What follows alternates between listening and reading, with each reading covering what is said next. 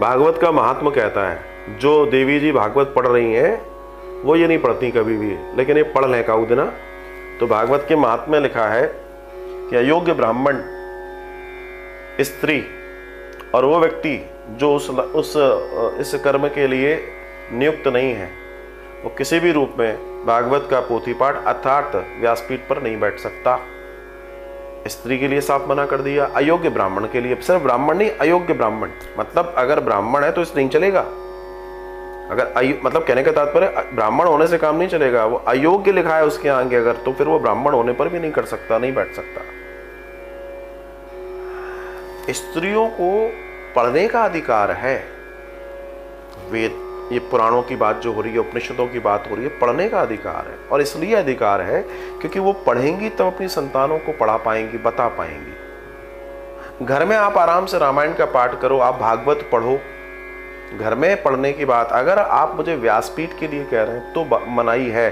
घर के अंदर तो सामान्य माताएं भी पुराण पढ़ सकती हैं, उपनिषद पढ़ सकती हैं, रामायण पढ़ सकती हैं, गीता पढ़ सकती हैं, सब पढ़ सकती हैं, कोई विरोध नहीं कहा गया कहीं।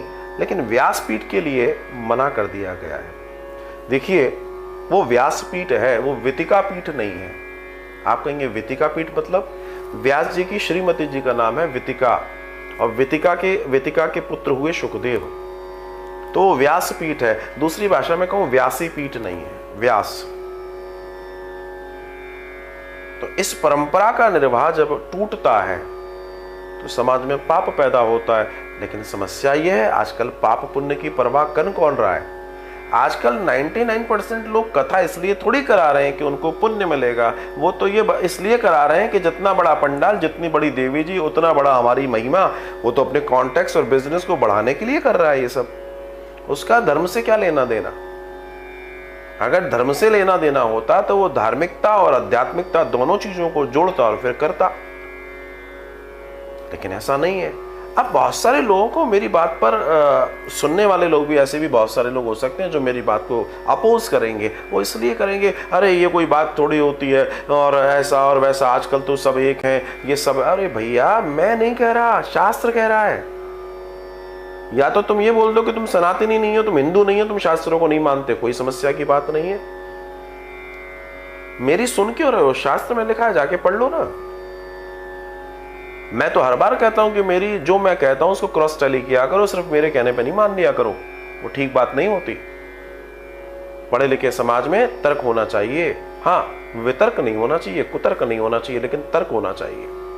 आपको मुझसे पूछने का अधिकार है, और ईश्वर ने यह अधिकार हम सबको दिया है। एक दूसरे से हम पूछ सकते हैं, जान सकते हैं।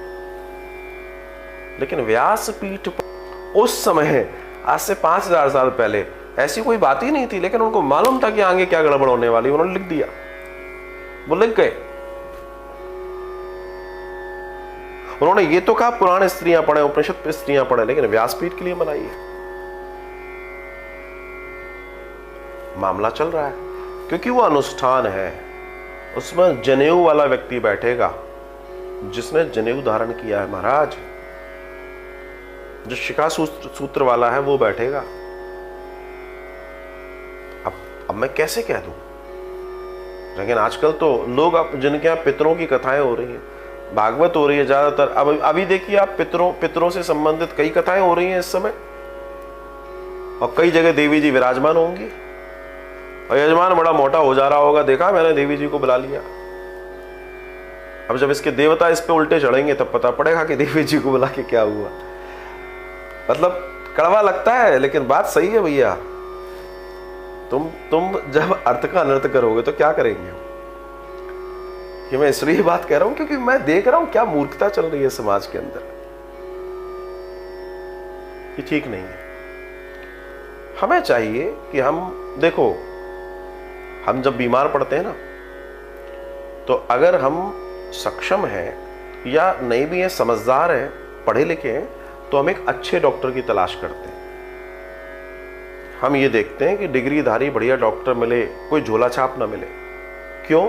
हमारे शरीर का मामला है, कोई गड़बड़ ना हो जाए। भैया, शरीर तो मरने के लिए पैदा हुआ है, आत्मा तो अजर अमर है।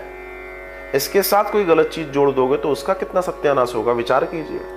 विचार ही नहीं करता कोई, तो समस्या आ जाती है।